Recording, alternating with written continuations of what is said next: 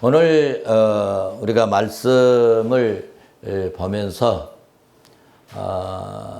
저는 그 TV에 일찍부터 아주 오래전부터 방영된 동물의 뭐죠? 네, 동물의 왕국 프로그램 있죠. 이 동물의 왕국을 이렇게 보면은 이 양육강식이라고 하는 말이 참 실감날 정도죠. 힘이 부족한 동물은 그 참 아름답고 예쁘고 멋있고 보기에 좋은 그런 동물들이 힘센 동물들에게 잡혔다 하면 여지없이 먹잇감이 되고 말더라는 것입니다. 사람 사는 세계도 힘이 없고 또 나라도 국방력이 없으면 여러분 침략당하고 언제 어떻게 침탈당할지 모르는 것입니다. 우리나라도 참 힘없는 조선시대에는 수없는 침략을 당했고 결국에는 나라를 빼앗긴 적이 있었죠. 지금은 국방력이 많이 튼튼해져서 좋아져서 또 강력한 저 미군이 주둔하고 있기 때문에 감히 함부로 저 북한에서든지 또 뭐 일본에서든지 공격에 오지 못하고 특별히 하나님께서 이 나라 이 민족을 사랑하시고 이 나라 이 땅에 복음을 편만하게 하시고 세계 선교에 앞장서는 우리 민족 우리나라여서 이 나라가 이 땅을 하나님께서 특별히 돌아봐 주신 줄로 믿습니다.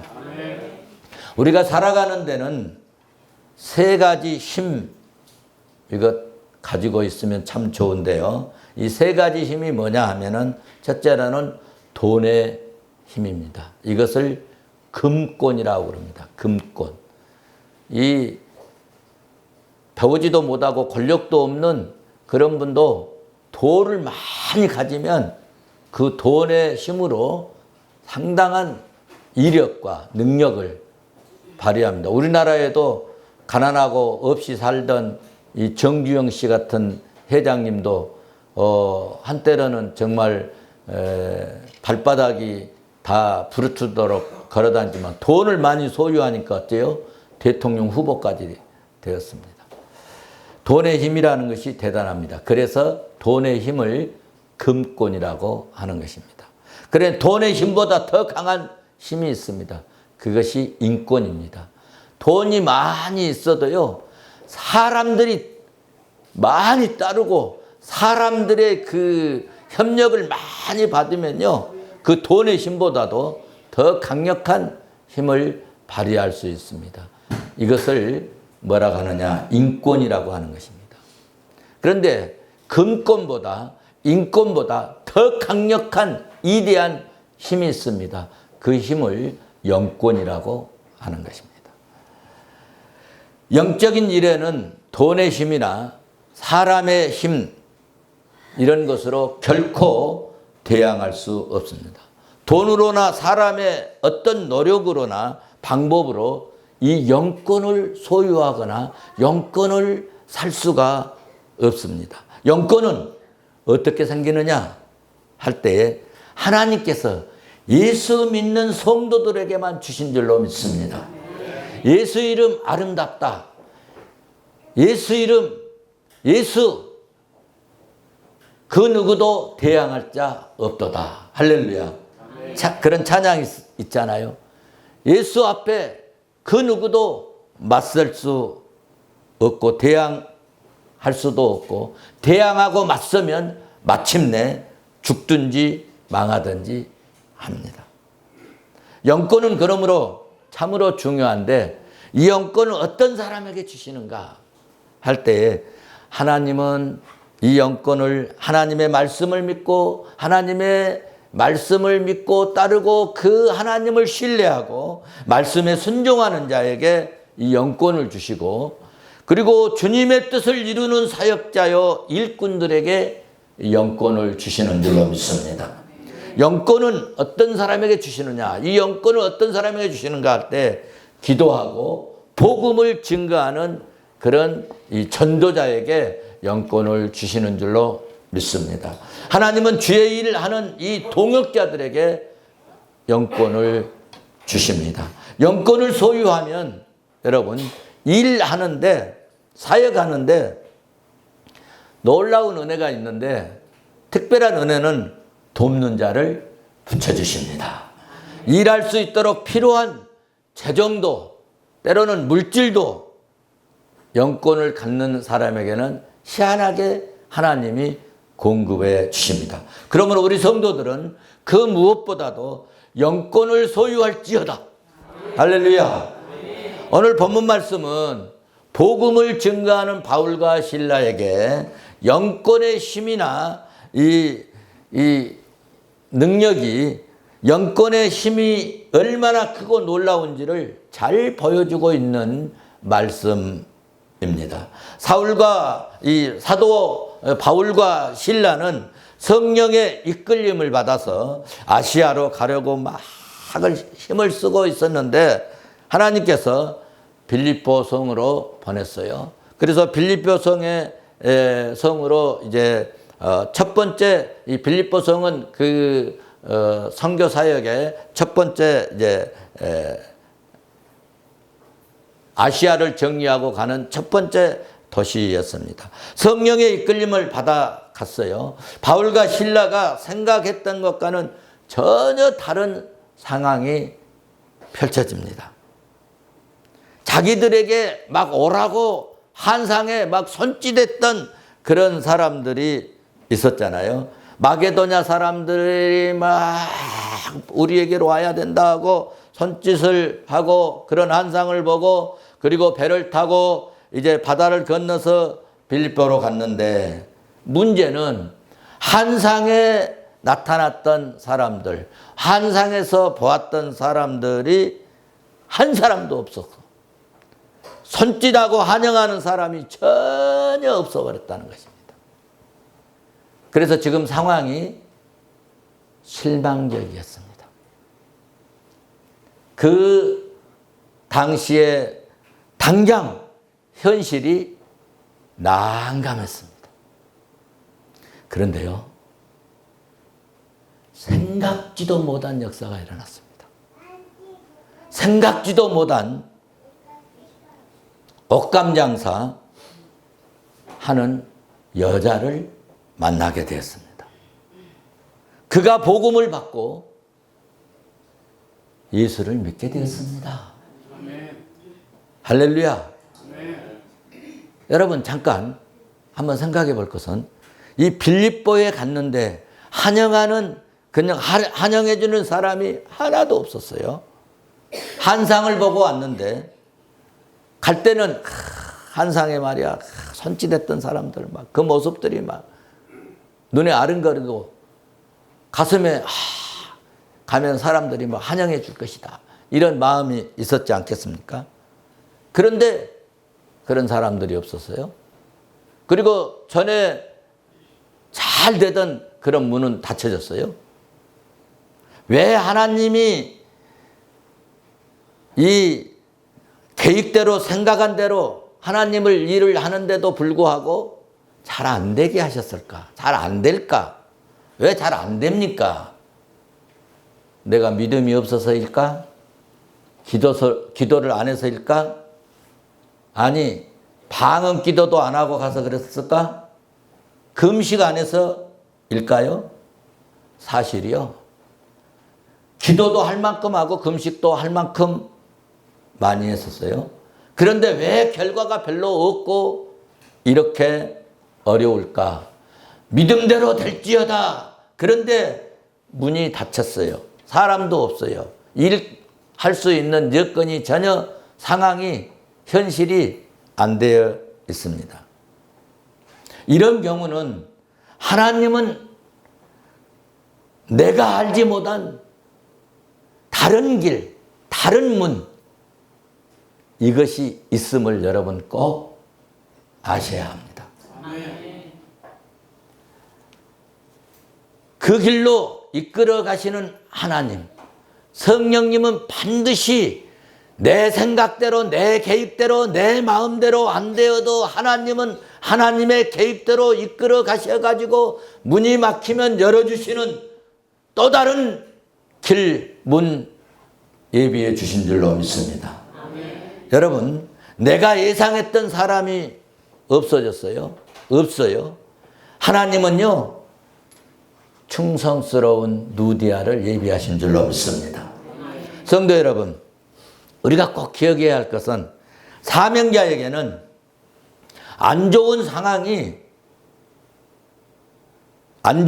상황이 여러분, 왜 하나님이 그렇게 만들어 가게 하실까? 그것은 능력으로 함께 하시는 하나님을, 하나님이 여기서 역사하셨구나, 이것을 알게 하시려고 안 좋은 상황, 다치게 하는 상황, 어려운 상황을 하나님이 만들어 놓으신다는 것입니다. 봐보십시오. 하나님이 이스라엘 백성들을 애굽 땅에서 이끌어 내셔가지고 어디로 갔어요? 좋은 길로 막 팡팡 뚫리는 길로 갔습니까? 고속도로로 들어가는 IC로 갔습니까? 바다 앞으로 갔지 않았습니까? 홍해바다 앞으로 갔지 않습니까? 상황이 어떻습니까? 인간의 생각으로, 인간의 눈으로 보면은 지금 이스라엘 백성들은 완전히 망해버린 것입니다. 절대적으로 살 소망이 없는 불가능한 그런 상황까지 갔습니다. 살 길이 없고 피할 방법이 없는 절대적 절망입니다. 하지만 성도 여러분, 하나님께서는요, 이런 인간의 생각으로 절대 절망적인 이런 상황에서도 하나님은 뜻을 가지고 계시고 계획을 가지고 계셨다는 것입니다. 그 계획이 뭐예요?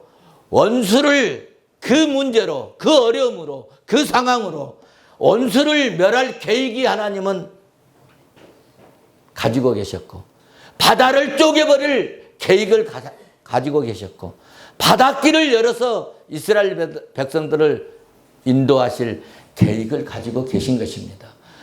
그런데 인간들은 그것을 보지 못하고 거기서 탄식하고 원망하고 불평하고 지도자를, 리더를 어떻게 하였습니까? 원망하여 돌로 쳐 죽이려고 하는 그런 상황에 이르렀지 않습니까? 여러분, 그렇기 때문에 우리 예수 믿는 사람들은 예수 그리스도 안에서의 절망은 결코 절망이 아닙니다. 영적인 눈을 떠서 믿음의 눈으로 여러분 바라보게 되면은 그것은 기적을 일으키기는 계기가 되는 것입니다. 전능하신 하나님, 우리 주 예수 그리스도의 능력을 여러분 체험할 수 있는 기회가 되는 것입니다. 그러므로 사랑하는 성도 여러분, 베드로처럼 그 일어나는 막 풍랑만 바라보지 마시고 나에게 기적과 이적과 능력을 베푸실, 능력을 행하실 예수 그리스도를 바라보는 믿음의 눈이 열리시기를 바랍니다. 여러분, 10명의 전탕꾼, 나쁜 것, 못된 것, 안 되는 것, 이런 것만 눈으로 보고 왔지 않습니까? 그런데 여호수아와 갈렙은 어떻습니까? 우리를 도우실 여호와 하나님을 바라보는 긍정적인 신앙, 긍정적인 그런 마음, 그리고 보니까 저것들은 우리의 밥이구나. 할렐루야. 여호와를 바라보는 이 긍정적인 신앙, 긍정적인 우리 그리스도인이 되시기를 주의 이름으로 축원합니다. 사랑하는 성도 여러분, 저도 참 아무도 없는 이 땅에 이곳에 개척을 해서 지금까지 왔습니다. 부흥을 위해서요, 저도 무척 뛰었어요. 4년 동안요, 전도지요 20만 장 돌렸어요. 새벽 기도 끝나면 밥 먹기 전에 이 아파트, 그때 당시는 문이 다 열려 있기 때문에 출근하기 전에 전도지 보고 예수 말씀 보고 출근해라 하고 열심히 이 전도지 돌리고 보든지 말거니 믿거나 말거나 돌렸어요. 이걸 4년 했어요. 4년. 4년 하니까 앞에 경비원들이 막 뭐라 하더니 그 다음에 문을 닫아서 요즘에는 들어가기가 어렵습니다. 그런데 제 생각대로 제 마음대로 부응이 안 되더라고요. 여러분, 안 되는 것을 되게 하시는 하나님을 믿으시길 바랍니다. 그리고 노력하고 힘쓰고 하나님이 지금 문 열어주신 그것에 아이고 이거 별것 아니네 그러지 마시고요. 그 적은 일에 열심히 충성하세요. 작은 일에 충성해야 큰 것 주십니다. 그런데 우리 주님이 보고 계심을 나는 늘 체험하고 경험하고 그래서 늘 제가 여러분에게 입버림처럼 얘기하는 얘기가 있습니다. 하나님이 불꽃 같은 눈으로 내려다보신다. 우리 주님은 보고 계시고 내가 작은 일에 충성하면 큰 일을 맡겨주실 줄로 믿습니다.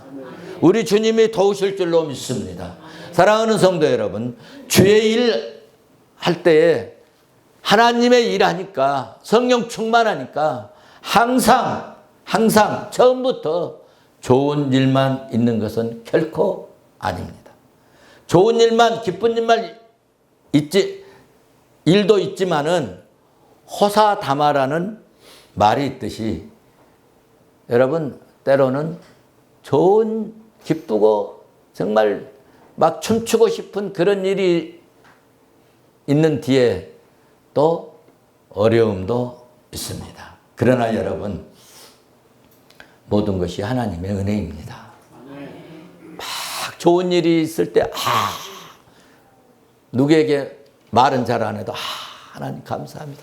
하나님 감사해요. 마음의 기쁨이 가시기도 전에 어렵고 힘든 일이 일어나고 사탄은 어렵고 힘든 일 속에 파고 들어옵니다. 뚫고 들어옵니다. 제가 이런 경우를 많이 겪었습니다. 새로운 성도가 전도가 돼서 등록을 하고 막 열심히 하면 이제 교회가 좀 꽉 차고 막 은혜가 넘치고 부흥 좀 되는데 도움이 되겠구나. 내 사역에도 좀 많이 협력해 주겠구나. 막 이런 마음에 막 흥분이 막 될 때가 있어요. 그래서 발걸음도 가볍게 되고요. 그런데요, 얼마 못 가서요, 속상하게 하는 일들이 일어나서 분위기가 안 좋아지고 정말 남들에게 말할 수 없는 마음고생을 많이 하게 되었습니다. 그런데 성도 여러분, 이럴 때 낙심하거나 좌절하거나 하면 안 됩니다. 좌절하고 낙심하면 사탄이 춤을 춥니다. 힘들고 어려울 때 여러분 믿음의 끈을 놓치지 말아야 하는 것입니다. 그 어려움과 그 고통을 믿음으로 이기고 믿음으로 견디고 믿음으로 기도하고 믿음으로 하나님께 도움을 구하고 끝까지 믿음을 유지하고 신앙을 잃지 않으면 생각지도 못했던 놀라운 하나님의 은혜와 축복이 막 쏟아질 줄로 믿습니다. 주의 일은요, 혼자서 하지 못합니다. 혼자 할 수도 없고요. 모세도 혼자 한 것 같았지만 여러분 다 하나님께서 일꾼을 붙여주셨어요. 바울도 혼자 선교한 것 같지만요, 다 필요한 일꾼을 붙여주신 줄로 믿습니다. 그래서 하나님께서는 돕는 자를 붙여주십니다. 돕는 자를 만나게 하십니다. 그러니까 우리는 힘들고 어려워도 주님이 은혜를 힘입고 주님이 도와주셔야 된다 하고 우리는 어쩌든지 어려워도 고통스러워도요, 정말 그 고통만 바라보지 말고 주님을 붙들고 주님께 붙어 있어야지 내가 살 길 주님이 열어주십니다. 여러분 힘들고 어려울 때요, 내가 살 길 찾아 나서면요, 그 가는 길이 복을 차고 나가는 경우가 되고요, 그 가는 길이 망하는 길이 될 수 있다는 사실입니다. 아브라함과 조카 롯이 함께 살았잖아요. 조카 롯이 아브라함과 일꾼들과 좀 막 다툼이 있었어요. 싸움이 있었어요. 그래서 야, 같이 못 살겠다. 그 당시 목축업 하기에 좋은 땅만 골라가지고 조카 롯이 나갔잖아요. 그런데 처음에는 좋았어요. 잘 됐어요. 풍요로웠어요. 이야, 내가 참 머리가 좋아. 내가 깨가 많아. 내가 지혜가 있어. 정말 내가 참 대단해. 아마 그렇게 생각했을 것입니다. 성공한 것처럼 보였습니다. 그런데 말이죠, 얼마 못 가서 완전히 쫄딱 망해버렸지 않습니까? 아예 성 자체가 불나버렸잖아요. 지금도 마찬가지입니다. 예수 믿는 사람들은 어떤 일이 있어도 예수와 함께, 주와 함께, 하나님과 함께, 주님께 여러분 붙어 있어야 합니다. 그래서 요한복음 15장 여러분 5절에서 주님이 말씀합니다. 나는 포도나무요 너희는 가지라. 그가 내 안에 내가 그 안에 거하면 사람이 열매를 많이 맺나니 나를 떠나서는 너희가 아무것도 할 수 없다. 주님이 결론적으로 말씀해 주셨어요. 그리고요 7절에서 결정적인 축복을 말씀해 주시는데요, 7절 보시면 그렇게 너희가 내 안에 거하고 내 말이 너희 안에 거하면 무엇이든지 원하는 대로 구해라. 구하는 대로 그리하면 다 이루어 주겠다. 할렐루야. 이것이 주님이 약속하신 주님의 메시지, 주님의 말씀입니다. 성령의 인도함을 받아서 우리는 여기까지 왔습니다. 저 마음에 안 드는 것, 또 혹시 여러분에게도 뭐 신앙생활 하면서 또 교회 다니면서 마음에 안 드는 것 많이 있을 수도 있습니다. 그런데 주님은 마태복음 10장 11절에서 또 여러분 누가복음 9장 4절에서 시간상 제가 성구는 안 보고 가겠습니다만은 한마디로 제자들에게 뭘 부탁하셨느냐? 선교하러 가서, 복음 전도하러 가서, 어디 가서 예를 들어서 뭐 요즘으로 말하면 교회를 세워놓고 옮기지 말아라. 옮기지 말아라. 어느 곳에 가든지 한 집에 유하고 다른 곳으로 옮기지 말아라. 그렇게 말씀하셨습니다. 우리가 알아야 할 것은 내 생각과 하나님의 생각이 전혀 다를 수 있습니다. 성도 여러분, 사도 바울은 남자 협력자를 붙여주실 줄로 알았을 것입니다. 그런데 하나님은 여자 협력자를 붙여주셨습니다. 이 남자들이 여자 집에 가서 이게 산다는 게, 머문다는 게 얼마나 불편하겠습니까? 바울의 생각 전혀 달랐습니다. 또 바울은 빌립보에 들어가면 많은 사람들을 만나고 많은 사람들을 접할 줄로 알았습니다. 그러나 막상 빌립보에 들어갔는데 복음을 전할 대상자가 없었고 만남의 접촉점이 아예 없어버렸습니다. 사도 바울이 지금까지 가는 곳마다 뭐가 있었어요? 해당이 있었어요. 유대인들의 해당에 들어가서 복음을 전했지 않습니까? 그런데 빌립보에는 유대인들의 해당이 없었습니다. 유대인들의 해당은 유대인들이 10명 이상 되면 해당을 만듭니다. 근데 10명 미만이 되면 뭘 만드냐? 기도처를 만듭니다. 우리나라도 우리도 이 교회를 설립할 때요, 이 세례교인 15명 이상이어야 교회라고 하는 이 허가를 내줍니다. 총회에서.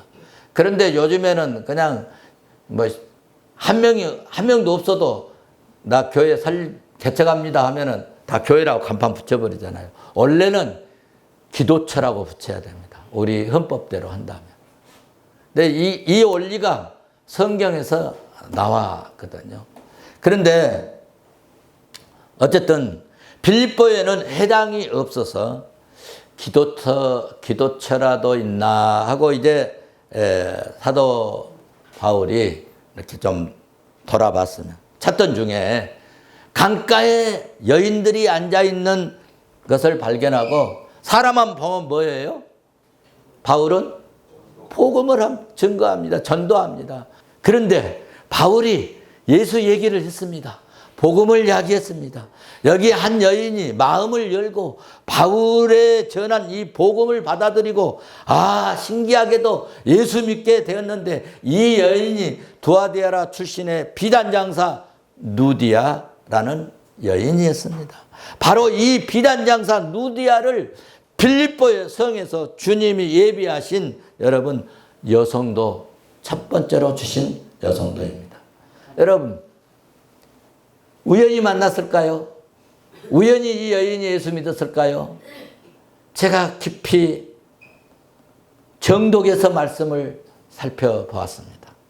하나님이 준비해 두신 것을 제가 이해를 했는데요. 하나님이 준비해 주신 일꾼의 특징이 있는데요. 처음부터 복음에 대한 열정적인 반응을 보입니다. 이런 성도는요. 스펀지가 막 물을 쫙 빨아들인 것처럼 이런 성도들은요. 정말 민첩하고 순발력 있게 움직입니다. 세 번째 특징은요. 기복이 없어요. 끝까지 변덕 부리지 않고 그저 말없이 묵묵히 사역자를 돕고 주의 일에 이름도 없이 빚도 없이 수고하고 헌신을 하는 이런 분들은요. 하나님이 붙여주신 하나님이 동역자로 세우신 그런 일꾼인 줄로 믿습니다. 누디아가 그런 여인이었습니다. 누디아는 당시 자주장산을 했기 때문에 돈도 어느 정도 있는 여인이었습니다. 그리고 중요한 것은 복음을 말씀을 듣자마자 받아들이는데 그리고 열정적이었습니다. 인간적으로 따지거나 계산하거나 머리를 쓰지 않고 바울과 실라가 여러분 거처 없으니까 자기 집에 와서 머물기를 강권했다는 거예요. 강권했다. 여러분 15절 말씀 봐보세요. 15절 말씀 보십시오. 같이 보십니다.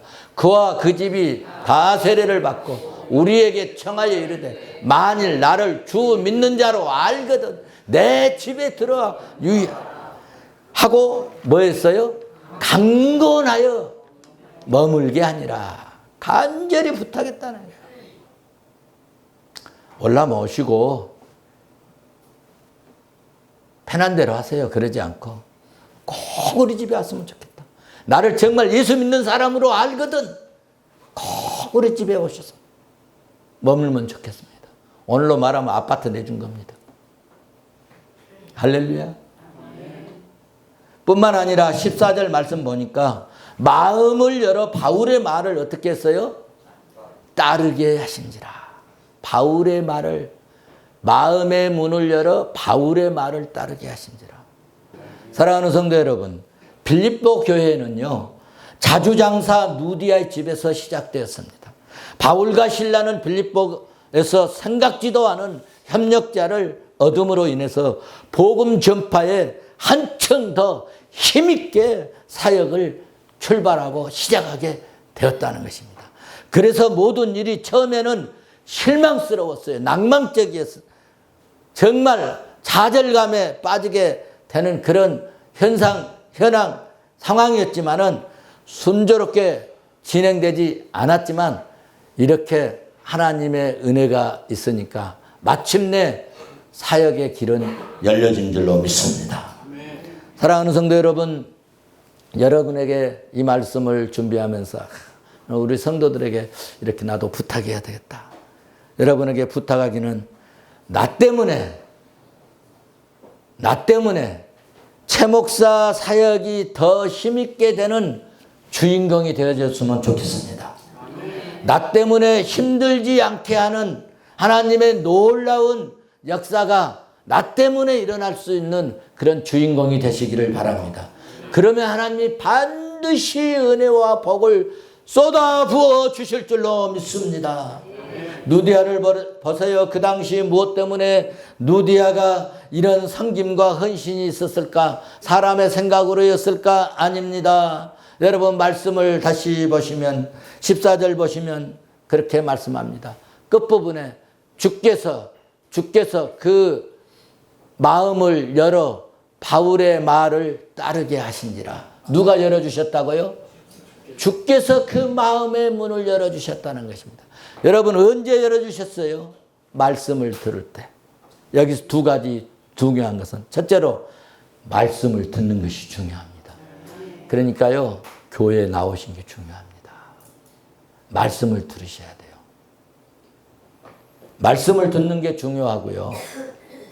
주께서 말씀을 들을 때 열어주시기 때문입니다. 언제 마음 열어졌어요? 말씀을 들을 때. 할렐루야. 말씀을 들을 때 마음의 문이 열릴지어다. 말씀 들을 때 능력을 힘입혀 주십니다. 말씀을 들을 때 섬기는 마음이 일어납니다. 여러분 오늘 또 말씀을 들을 때 나도 누디아가 되어볼까? 작은 누디아로 살아갈까? 이런 마음이 만약에 생겼다면 오늘 또 말씀을 들을 때 성령이 내 마음을 열어주신 줄로 믿습니다. 말씀을 붙들 때 여러분 오늘 제목이 사탄의 세력을 제압하는 힘이라고 말씀드렸는데 말씀을 붙들 때 사탄의 세력을 제압하는 힘과 능력과 믿음의 역사가 나타날 줄로 믿습니다.